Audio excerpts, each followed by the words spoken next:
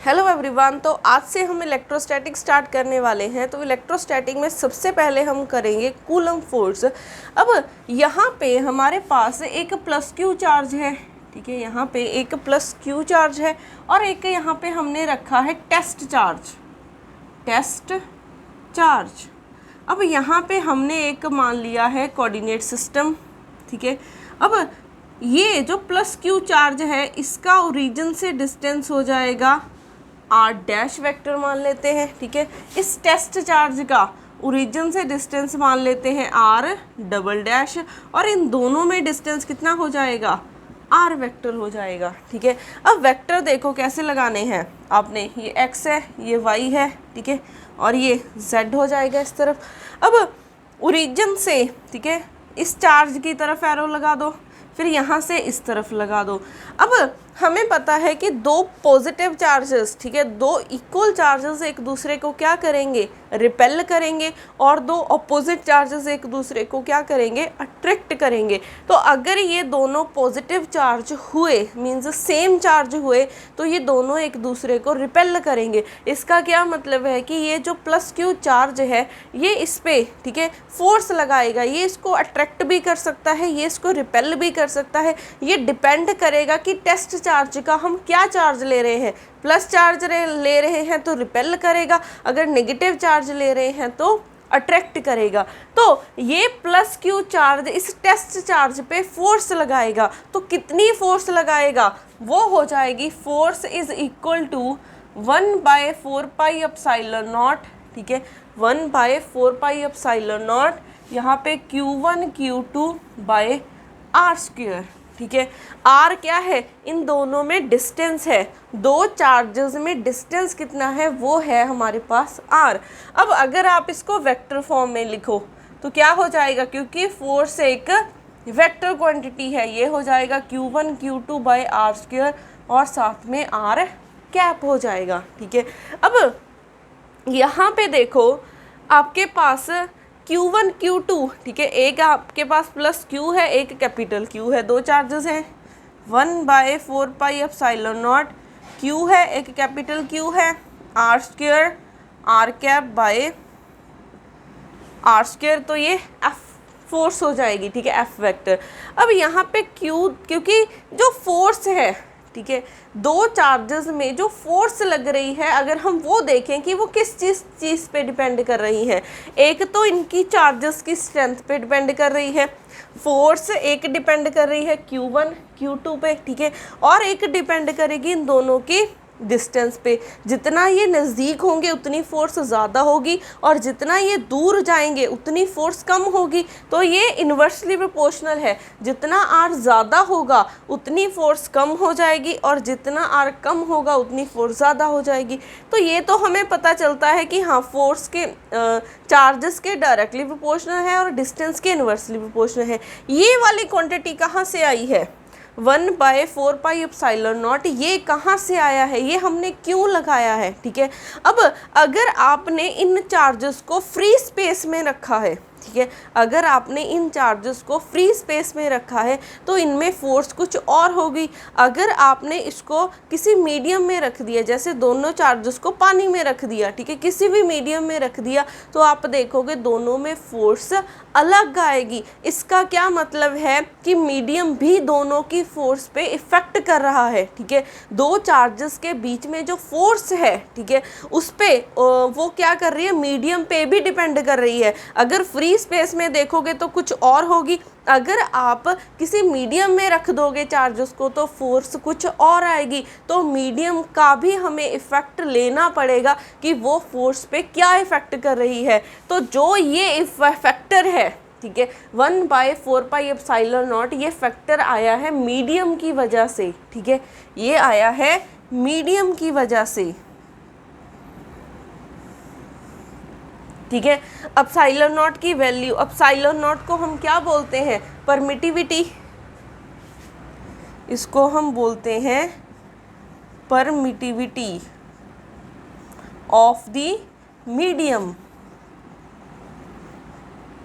ठीक है।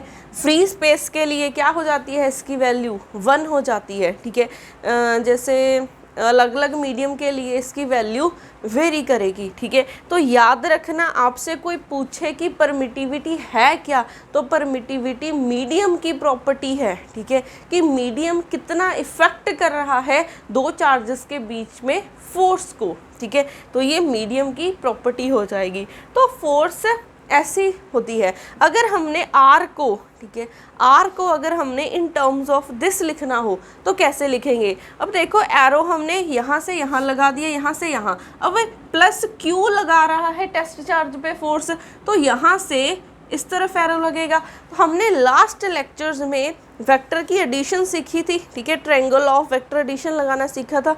तो दो वेक्टर सेम डायरेक्शन में देखो कौन से हैं, एक ये रहा और एक ये रहा, तो दोनों सेम डायरेक्शन में है, तो यहाँ से क्या हो जाएगा, आर डैश, इन दोनों का सम इसके इक्वल हो जाएगा। यही हमने किया था, ठीक है। तो यहाँ से आर वेक्टर की क्या वैल्यू आ जाएगी, r double dash minus r dash.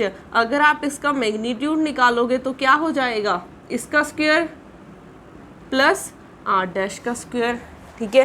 तो अब फोर्स देखो क्या बन गई है, force is equal to 1/4 pi epsilon naught q capital q, ठीक है, आर कैप बाय, यहाँ पे क्या है, आर स्क्वायर है, तो इसका स्क्वायर कर देंगे, आर डैश का square plus are dash, r double dash का स्क्वायर प्लस आर डैश का स्क्वायर, ऊपर रूट है इंटू 2 है, ठीक है, ऊपर रूट था और यहाँ पे 2 पड़ा है, तो ये कैंसिल हो जाएगा।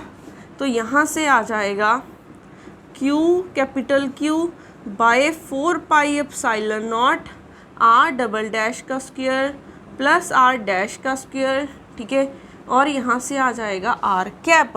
अब हम किसी भी यूनिट वेक्टर को इन टर्म्स ऑफ वेक्टर लिख सकते हैं। यूनिट वेक्टर क्या होता है, r vector by its magnitude, ठीक है। तो आर वेक्टर की वैल्यू क्या है, ये रही, r double dash minus r dash by its magnitude, ये रहा। तो हम यहाँ पे वैल्यू पुट कर सकते हैं आर कैप की, तो क्या आ जाएगा, r double dash minus r dash by r double dash plus are dash का स्क्वायर, यहाँ पे 1/2 है और एक ये रही पावर 1, तो ये हो जाएगा 3/2,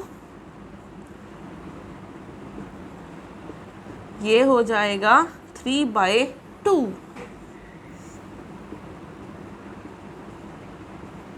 ठीक है। 1/2 प्लस 1 ये बन जाएगा 3/2। तो अगर आपने आर और आर डैश और आर डबल डैश की टर्म में लिखना हो तो फोर्स को हम ऐसे लिख सकते हैं। नॉर्मली आपको इतना कुछ करने की ज़रूरत नहीं है, सिर्फ आपने ये वाला फॉर्मूला लर्न करना है, ठीक है, कि फोर्स किसके इक्वल होती है, 1/4 pi epsilon naught Q1 Q2 by r square, ठीक है। अब नेक्स्ट है हमारे पास इलेक्ट्रिक फील्ड क्या होती है, ठीक है। नेक्स्ट है इलेक्ट्रिक फील्ड क्या होती है।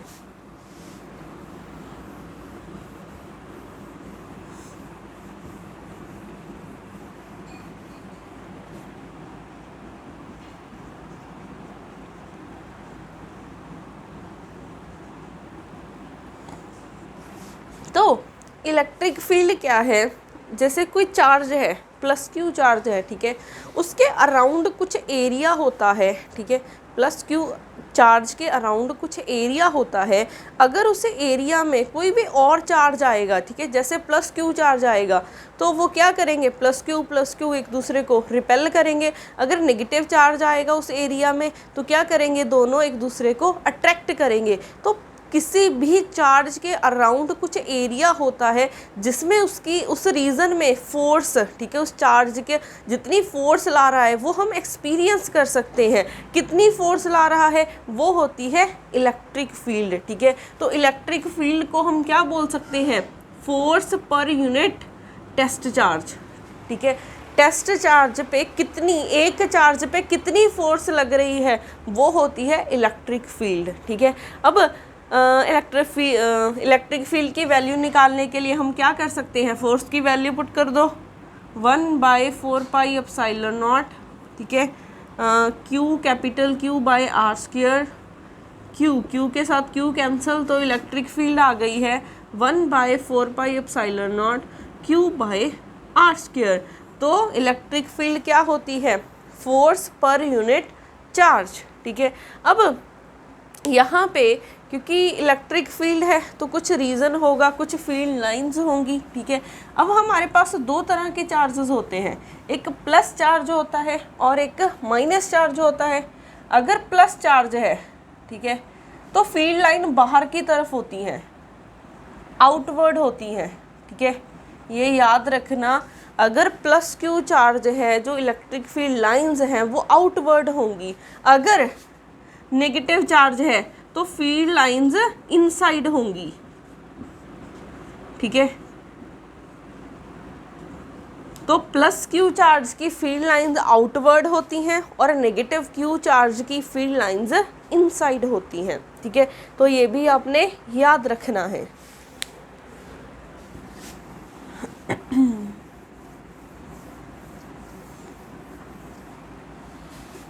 उसके बाद हम जो इलेक्ट्रोस्टैटिक में अगर बात करें, इलेक्ट्रोस्टैटिक में हम बात करते हैं जब चार्जेस रेस्ट पे होते हैं, ठीक है। जब चार्जेस रेस्ट पे है, कोई मोशन नहीं होता है, तब हम बात कर रहे हैं। पहले हम इलेक्ट्रोस्टैटिक पढ़ेंगे जिसमें चार्जेस रेस्ट पे होंगे, फिर हम मैग्नेटिक फील्ड पढ़ेंगे जब चार्जेस मोशन में जाएंगे, मींस मैग्नेटोस्टैटिक पढ़ेंगे, ठीक है। जब चार्जेस मोशन में जाएंगे तो करंट बनेगा, तो करंट की वजह से मैग्नेटिक फील्ड होती है। तो नेक्स्ट हम मैग्नेटिक फील्ड पढ़ेंगे, उसके बाद दोनों पढ़ेंगे, ठीक है। दोनों पहले हमने इलेक्ट्रिक फील्ड पढ़ा है, फिर मैग्नेटिक फील्ड, दोनों को कंबाइन करके भी फिर हम नेक्स्ट इलेक्ट्रोडायनामिक्स पढ़ेंगे, ठीक है। अब हम हर एक केस के लिए क्या कर सकते हैं? इलेक्ट्रिक फील्ड की वैल्यू निकाल सकते हैं, ठीक है। हर एक केस के लिए इलेक्ट्रिक फील्ड की वैल्यू निकाल सकते हैं।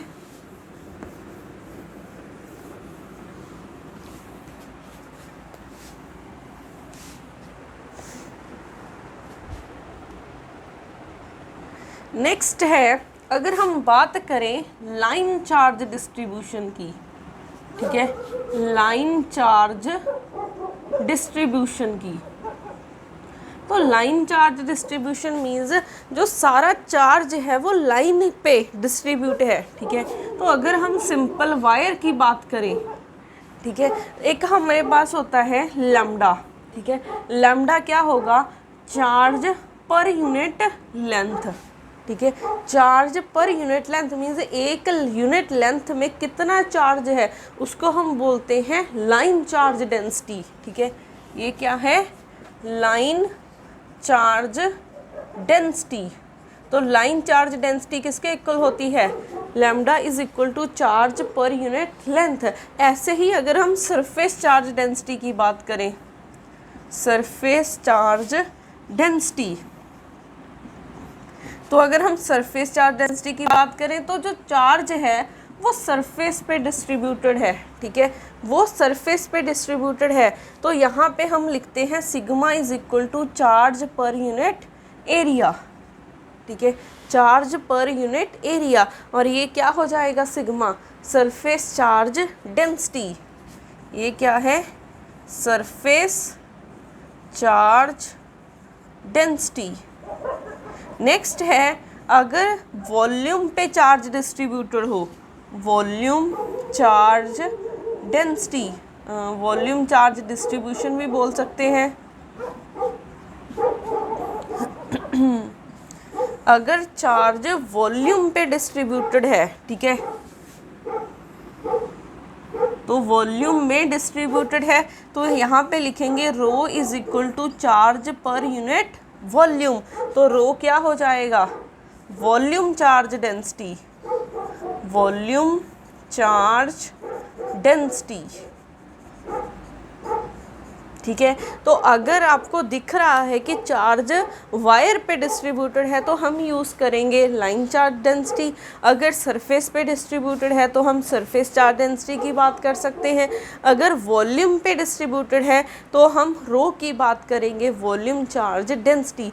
ये किसके इक्वल होते हैं, यहाँ पे charge per unit length, charge per unit area और चार्ज पर यूनिट वॉल्यूम हो जाएंगे।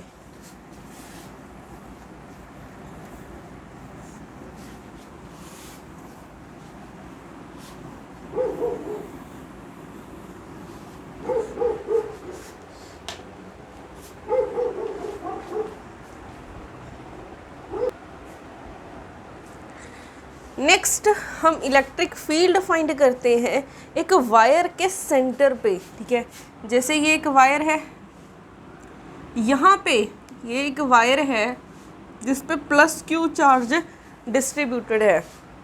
अब हमने इस वायर के सेंटर पे क्या फाइंड करनी है, इलेक्ट्रिक फील्ड फाइंड करनी है, ठीक है। अगर हम यहाँ पे देखें सिर्फ इतने की बात करें, अगर हम प्लस क्यू चार्ज है, सिर्फ इतने की बात करें, यहाँ पे डी क्यू चार्ज है, हम पहले क्या करेंगे, स्मॉल एलिमेंट के लिए इलेक्ट्रिक फील्ड फाइंड करेंगे, फिर फाइंड करेंगे पूरी वायर के, ठीक है। पूरी वायर इस पॉइंट पे कितनी इलेक्ट्रिक फील्ड लगा रही है वो फाइंड कर लेंगे। अब अगर हम सिर्फ डी क्यू के लिए देखें, ठीक है, डी क्यू के लिए देखें तो इस पॉइंट पे फील्ड कितनी हो जाएगी, डी ई। यहाँ पे फर्स्ट लिख लो electric field due to a wire, ठीक है, electric field due to a wire. तो डी ई किसके इक्वल हो जाएगा, 1/4 पाई एप्सिलॉन नॉट, यहाँ पे डी क्यू है हमारे पास चार्ज, डिवाइडेड बाय क्या हो जाएगा, r², ठीक है, यही होगा। अब ये क्या है, लाइन चार्ज डिस्ट्रीब्यूशन है, तो हम यहाँ पे लाइन चार्ज डेंसिटी की बात कर सकते हैं। तो यहाँ पे लैम्डा क्या हो जाएगा, d q by d x, ठीक है। तो मैं डी क्यू को लिख सकती हूँ लैम्डा इंटू डी एक्स, क्योंकि मैं स्मॉल डी क्यू की बात कर रही हूँ तो उसके करस्पॉन्डिंग उसकी लेंथ कितनी है, डी एक्स हो जाएगी। तो ये वैल्यू ऊपर पुट कर दो, तो ये हो जाएगा 1/4 pi epsilon naught D Q की value lambda D x by r², ठीक है। अब ये पॉइंट, ठीक है, इस वायर से z डिस्टेंस है, ठीक है, इससे ये वाला डी क्यू चार्ज एलिमेंट इस पे कितनी फोर्स लगा रहा है, ठीक है, ये इस तरफ ही फोर्स लगाएगा, ठीक है। ये क्या करता है, पॉजिटिव चार्ज अपने अपोजिटिव चार्ज की जो फील्ड लाइंस हैं हमने क्या देखा था, आउटवर्ड होती हैं, ठीक है। तो इस पॉइंट से क्या होंगी, आउटवर्ड निकलेंगी, ठीक है। अब हम मान लेते हैं यहाँ से यहाँ तक का डिस्टेंस को मान लेते हैं r, ठीक है, और यहाँ से यहाँ इसको ओरिजिन मान लेते हैं, यहाँ से यहाँ तक के डिस्टेंस को हम मान लेते हैं x। तो यहाँ पे ट्रायंगल लॉ लगा सकते हैं, तो r किसके इक्वल हो जाएगा, z² प्लस x² के, ठीक है। ये क्या है, एक राइट एंगल ट्रायंगल है, तो यहाँ से r किसके इक्वल हो जाएगा, √z² प्लस x²। अब ये एलिमेंट, ठीक है, इस पॉइंट पे इलेक्ट्रिक फील्ड लगा रहा है इस डायरेक्शन में, ठीक है। अगर सिमिलरली यहाँ पे कोई एलिमेंट हो, क्योंकि हमने निकालना तो पूरी वायर कितनी इलेक्ट्रिक फील्ड है वो निकालनी है, तो ये जो एलिमेंट है वो फील्ड किस तरफ लगाएगा, अपने से दूर भेजेगा फील्ड लाइंस को, तो ये लगाएगा इस तरफ, ठीक है। सपोज कर लो ये वाला एंगल हम मान लेते हैं थीटा, ठीक है, ये वाला हम एंगल मान लेते हैं थीटा, ये भी हम मान लेते हैं थीटा। तो यहाँ पे अगर हम इसके कंपोनेंट्स निकालें, ठीक है, ये इस तरफ x एक्सिस है और ये हो जाएगी y एक्सिस, तो इसका x एक्सिस पे, क्योंकि अगर ये वाला एंगल थीटा है तो ये भी थीटा हो जाएगा, ठीक है। अगर ये वाला एंगल थीटा है तो ये वाला एंगल भी क्या हो जाएगा, थीटा हो जाएगा। अब ये ई इस तरफ बना रहा है तो ये हो जाएगा ई साइन थीटा, ठीक है, और यहाँ पे 90 माइनस थीटा है तो ये हो जाएगा ई ई कॉस ऑफ, उल्टा लिख दिया ना, ये हो जाएगा ई कॉस ऑफ थीटा और ये हो जाएगा ई साइन ऑफ थीटा, ठीक है। और सिमिलरली ये इलेक्ट्रिक फील्ड के कंपोनेंट है, इसके अलॉन्ग हो जाएगा ई कॉस थीटा और इसके कितने हो जाएगा ई साइन थीटा, ठीक है। अब ये भी एलिमेंट डी क्यू है, ये भी डी क्यू है, तो दोनों एलिमेंट सेम है तो दोनों फील्ड सेम ही लगाएंगे। तो ये ई साइन थीटा इस डायरेक्शन में है और ये उस डायरेक्शन में है, मैग्नीट्यूड वाइज सेम है बट डायरेक्शन अलग है, तो ये तो कैंसिल आउट हो जाएंगे। तो आप चाहे यहाँ से देखो फिर यहाँ से देखोगे तो इनके जो ई साइन थीटा वाले कंपोनेंट है वो कैंसिल आउट हो रहे हैं, ठीक है। ई साइन थीटा वाले कंपोनेंट क्या हो रहे हैं, कैंसिल आउट हो रहे हैं। तो अगर ई साइन थीटा वाले कंपोनेंट कैंसिल आउट हो रहे हैं, कौन सी फील्ड बच रही है, सिर्फ ई कॉस थीटा वाली फील्ड बच रही है, ठीक है।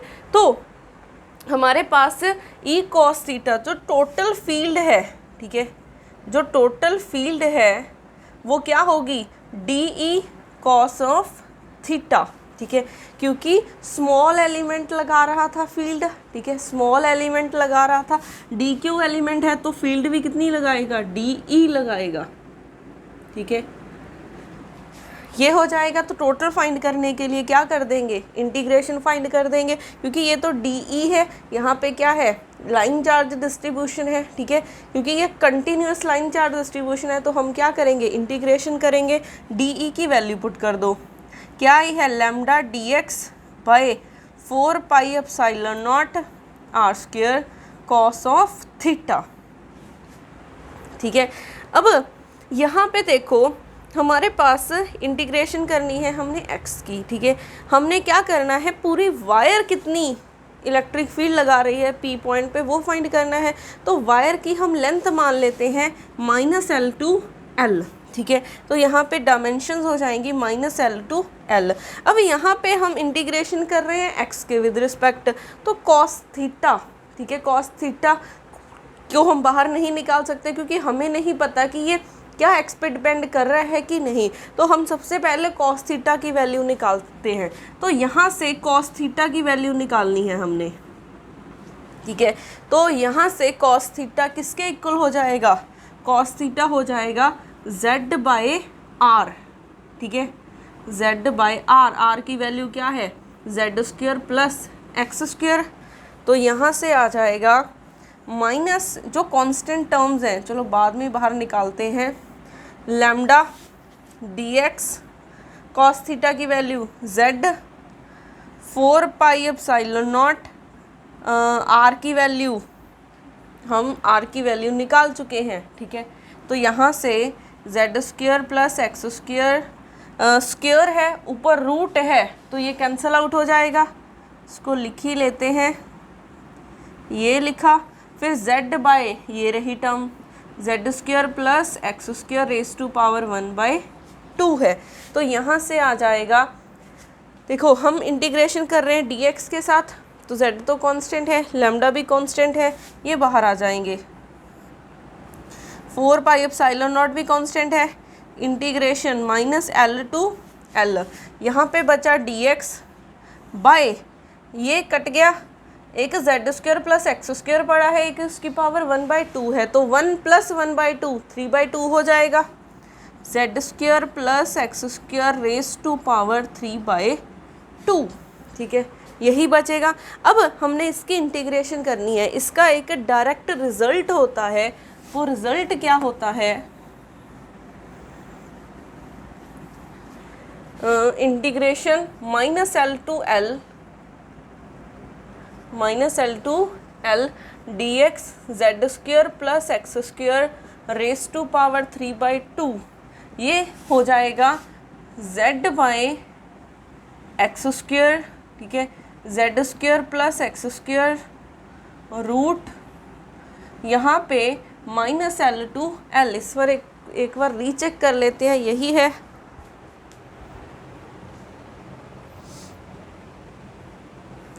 यस यही है, ठीक है। तो इस इंटीग्रेशन की वैल्यू ये है। अब यहाँ पे लिमिट्स पुट करनी है तो अपर लिमिट पुट करेंगे क्योंकि इंटीग्रेशन x के विद रिस्पेक्ट थी, ठीक है, तो x में लिमिट्स पुट करेंगे, यहाँ पे हो जाएगा L square root Z square plus L square minus z by minus l का स्क्वेयर, फिर हो जाएगा z square plus minus l का स्क्वेयर। तो यहाँ से आ जाएगा जेड बाय एल स्क्वेयर, ठीक है। ये टर्म्स ओके हम यहाँ पे ऐसा कर सकते हैं, अगर आप देखोगे यहाँ से तो ये टर्म ही ज़ीरो बन गई है, बट ये क्या है, एक इवन फंक्शन है, ठीक है। अगर आप इसको x को माइनस एक्स के साथ चेंज करोगे तो हमारे पास ये फंक्शन है, ठीक है, हमारे पास ये फंक्शन है, ठीक है। ये फंक्शन ऐसा है, अगर आप यहाँ पे x को माइनस एक्स के साथ चेंज करोगे, x को माइनस एक्स के साथ चेंज करो तो क्या हो जाएगा function, f of minus x is equal to z square plus minus x square, और ये क्या होता है एक्स स्क्वेयर ही हो जाएगा, मीन्स f ऑफ x ही हो जाएगा।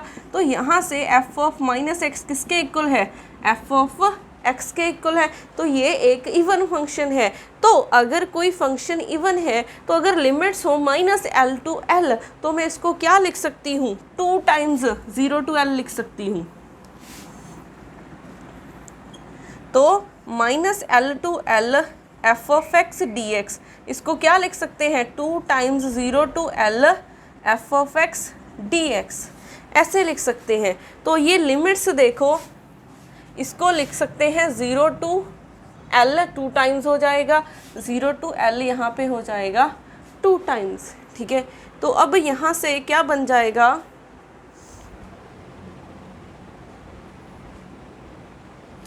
यहाँ पे ना उल्टा लिख दिया है हमने, एक्स वाई जेड स्क्वेयर आना है, ठीक है। इसको करेक्ट कर लेना, यहाँ पे x बाय जेड स्क्वेयर आना है, जो स्टैंडर्ड रिजल्ट है वो क्या है, x बाय जेड स्क्वेयर है। तो अब यहाँ पे इसका आंसर क्या हो जाएगा, 2, ठीक है, 2 बना, तभी वो आंसर 0 आ रहा था, ठीक है। इसको करेक्ट कर लेना, यहाँ पे x बाय जेड स्क्वेयर आएगा। अब अपर लिमिट पुट करेंगे, l by z square plus L square हो जाएगा, ठीक है, माइनस 0 हो जाएगा। एक ऑलरेडी 2 है, ये है 2, ठीक है। तो देखो इसको सॉल्व करने के बाद यहाँ पे क्या बनेगा, ये बन गया है E is equal to lambda z by 4 pi epsilon naught, इसकी वैल्यू आ गई है 2l by z square root Z square plus L square, ठीक है। यहाँ से एक z के साथ एक z कैंसिल हो गया है, तो 2l lambda by 4 pi epsilon naught z root Z square plus L square. तो electric field due to a wire at a distance z from the wire, ठीक है। तो P पॉइंट पे कितनी इलेक्ट्रिक फील्ड होगी, इतनी इलेक्ट्रिक फील्ड हो जाएगी, ठीक है। तो मेथड समझना है, पहले हमने स्मॉल एलिमेंट के लिए निकाला है, फिर हमने इंटीग्रेशन की है, सिर्फ इतना काम किया है।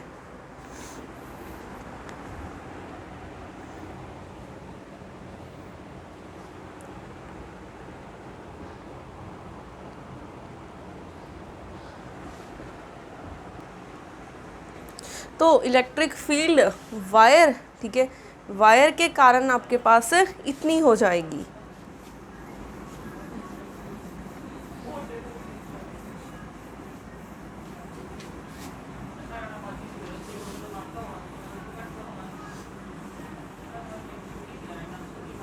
नेक्स्ट लेक्चर में हम करेंगे कि एक रिंग कितनी इलेक्ट्रिक फील्ड लगाती है, ठीक है, एक रिंग कितनी इलेक्ट्रिक फील्ड लगाती है। तो आप लोग सिर्फ स्टेप बाय स्टेप मेथड समझना है कि हम कैसे कर रहे हैं, ठीक है। बस एक बात का ध्यान रखना, यहाँ पे ऐसे ही था, ठीक है, P पॉइंट पे निकाल रहे थे, ठीक है। ये इतना एलिमेंट, क्योंकि electric field line positive charge से बाहर की तरफ होती हैं, तो ये ऐसे चली जाएंगी। ये अगर यहाँ से देखोगे ये एलिमेंट, इतना एलिमेंट कितनी फोर्स लगाएगा, ये इस तरफ हो जाएंगी, ठीक है। अगर ये वाला एंगल थीटा है तो ये भी थीटा, अगर ये वाला एंगल थीटा है तो ये भी एंगल कितना हो जाएगा, थीटा हो जाएगा। तो ये डीई फोर्स है, ये भी डीई फोर्स है, ठीक है। तो यहाँ पे लगाओ, ये एक्स एक्सिस है, ये वाई है, तो ये एक्स एक्सिस, इस पे कंपोनेंट कितना हो जाएगा, डीई साइन थीटा, और इस पे हो जाएगा डीई कॉस थीटा। सिमिलरली इस वाली फील्ड का निकालो, इस पे हो जाएगा डीई कॉस थीटा और यहाँ पे हो जाएगा डीई साइन थीटा। ये दोनों same equal magnitude but direction opposite है तो कैंसिल हो जाएगा। ऐसे ही आप यहाँ से निकालोगे, फिर यहाँ से, तो ऐसे करते करते आपके पास डीई साइन थीटा वाले कंपोनेंट कैंसिल आउट हो जाएंगे और सिर्फ डीई कॉस थीटा वाले कंपोनेंट सर्वाइव करेंगे। बस इस बात का आपने ध्यान रखना है, ठीक है, कि ये कैसे कैंसिल आउट हो रहे हैं। इसको क्रैम नहीं करना है, इसको सीखना है कि ये बने कैसे हैं, ठीक है।